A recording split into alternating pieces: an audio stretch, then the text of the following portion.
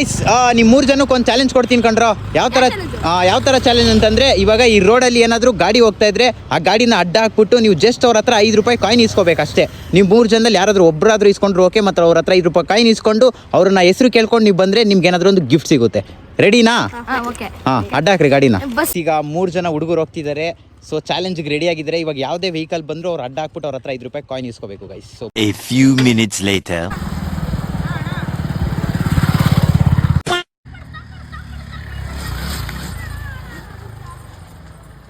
ಅಯ್ಯೋ ದೇವರೇ ನೀನು.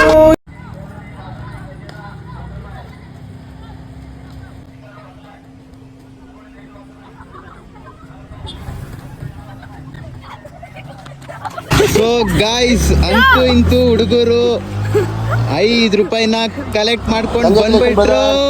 Super guys. ಏಯ್, ಅದು ಸರಿ, ಅವ್ರ ಹೆಸರೇನು ಕೇಳ್ದ?